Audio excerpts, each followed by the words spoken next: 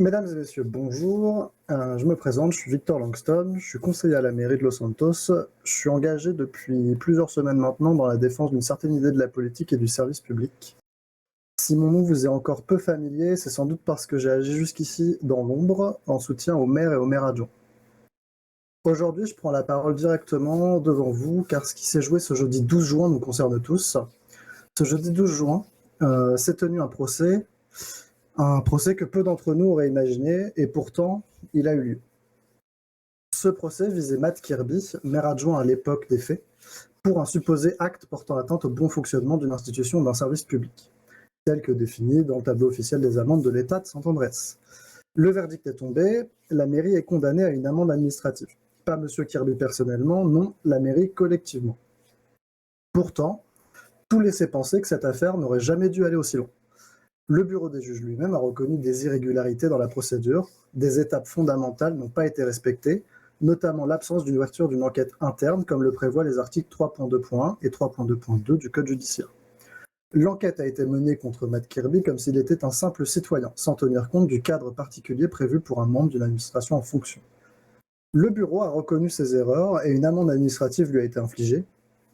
Pourtant, il a choisi de maintenir la procédure au nom, je cite, de la lettre et de l'esprit de la loi. Ce choix peut s'entendre, mais dans ce contexte, il reste selon moi discutable, à la fois juridiquement et politiquement. Aucun texte ne dit que l'on doit poursuivre une enquête irrégulière, mais aucun texte ne dit non plus que l'on doit l'abandonner. La loi ne tranche pas, elle laisse un flou. Et c'est précisément ce flou qui, aujourd'hui, mérite d'être interrogé. Monsieur Kirby était présent en ville, il a simplement choisi, en toute transparence, de maintenir sa présence à un événement culturel organisé par la mairie, dont il était un des piliers logistiques.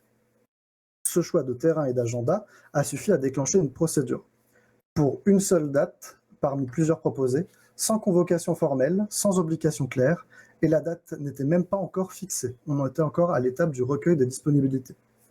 La mairie Sud avait donné les siennes quelques jours avant. Elle avait même alerté publiquement sur l'urgence de renforcer le bureau des juges. Le maire Spencer, de son côté, avait prévu une procuration avant de finalement se rendre disponible 2 jours plus tard, le soir retenu. Et pourtant, seule la mairie Sud est visée. Pourquoi? Pourquoi seulement elle? À notre connaissance, aucune autre enquête n'a été ouverte pour interroger pourquoi, sur l'ensemble des membres de l'Assemblée sollicités dans ce contexte, seul M. Kirby a été mis en cause pour un prétendu acte portant atteinte au bon fonctionnement du bureau des juges, alors même qu'aucune réunion n'avait été convoquée officiellement. Face à cette absence d'explication, une question s'impose naturellement. La plainte contre M. Kirby était-elle motivée par le droit ou par une volonté de sanction politique? Et si, derrière cette procédure, se cachait une volonté de freiner un nouveau courant politique? Youpi incarne une tentative de renouvellement politique, un appel au débat public, à la confrontation d'idées. Et cette initiative semble, à certains égards, déranger.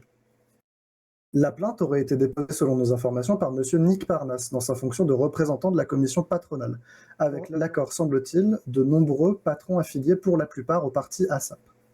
Selon certaines sources informelles, M. Parnas aurait menacé de rompre les liens économiques avec la mairie Sud, à la suite d'un différend politique. Libre à lui de s'exprimer publiquement pour clarifier ses intentions, bien que ce ne soit pas illégal, ce genre de posture relève peut-être d'un positionnement assumé, mais il ne fait pas progresser le débat démocratique selon nous. M. Parnas s'est également opposé publiquement au maire Spencer lors du conseil municipal sur l'élection du commissaire. Par le passé, des échanges houleux ont pu avoir lieu entre M. Parnas et le maire et la mairie de Los Santos, et il se sentait régulièrement visé par les propos de la mairie Sud dans les canaux officiels. Ensuite, je vous inviterai à regarder par qui cette plainte a été instruite. Par Madame Denvers, agent des forces de l'ordre affilié au même parti politique.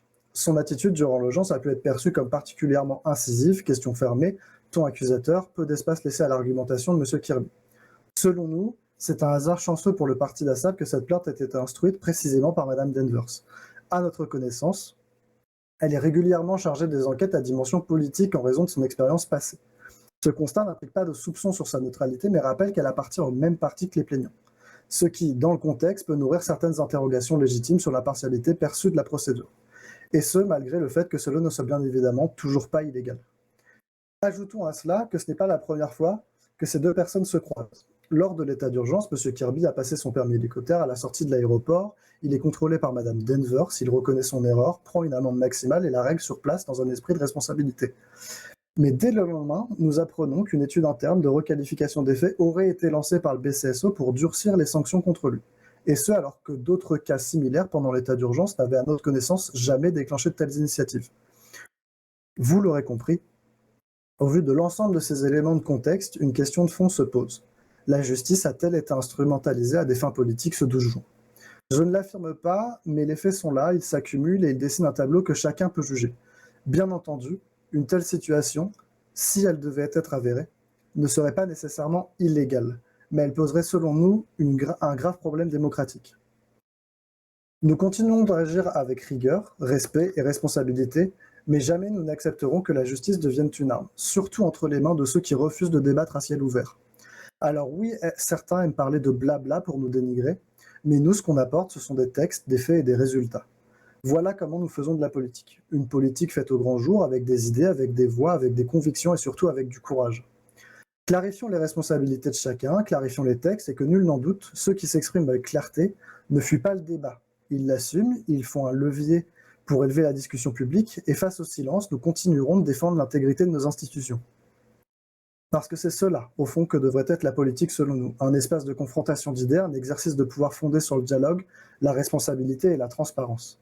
La politique, ce n'est pas fuir le débat, c'est le provoquer dans l'intérêt général. C'est prendre position, proposer, critiquer et construire ensemble au vu et au su de tous. Nous lançons donc une invitation à nos opposants politiques. Rejoignez-nous sur la scène publique, débattons, échangeons, confrontons nos visions, car c'est ainsi que la démocratie s'exerce vraiment. Et pour des partis qui se réclament de la politique, cela devrait être une évidence. Ce que nous voyons aujourd'hui, hélas, c'est tout l'inverse. Certains gouvernent en silence, n'apparaissent qu'au moment de publier un projet de loi déjà ficelé, rédigé en coulisses et validé dans l'ombre avec quelques interlocuteurs triés sur le volet. D'autres préfèrent faire peser sur leurs opposants politiques le poids de procédures judiciaires dès qu'une critique publique ou qu'un avis diverge est émis à leur encontre. Pas de réponse, pas de débat, pas même un démenti, juste le recours à la justice comme unique réponse à la contradiction. Et parfois, pour toute défense politique, ces mêmes formations n'opposent qu'une chose, la fierté de leur longévité ou le nombre de mandats accomplis. Être fier de l'histoire d'un parti auquel on appartient n'a jamais suffi à définir une idée politique, ni à garantir la qualité de sa manière de faire ou de penser actuelle. Ce n'est pas un argument, c'est de la nostalgie. Et cela ne saurait tenir lieu de projet, ni masquer l'absence de vision, encore moins lorsque cette fierté se traduit par le dénigrement systématique des autres approches.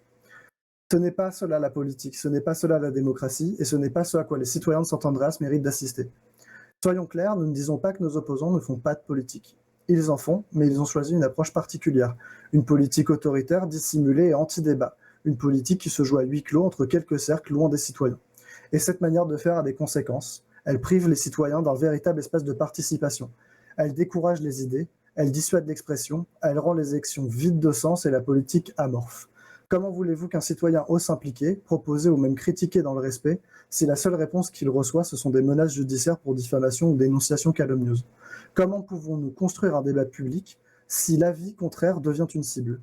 Nous refusons cette vision de la politique, nous croyons au débat, nous croyons à la contradiction et nous croyons qu'un désaccord exprimé dans le respect, fondé sur des faits, n'a pas à être puni par la justice. Il doit être entendu, discuté, éventuellement contredit, mais jamais censuré. Je précise enfin que ces propos ne visent ni à diffamer, ni à accuser quiconque à titre personnel. Ils relèvent d'une lecture politique portée publiquement à partir des faits établis et d'interprétations personnelles. Je vous remercie pour votre attention.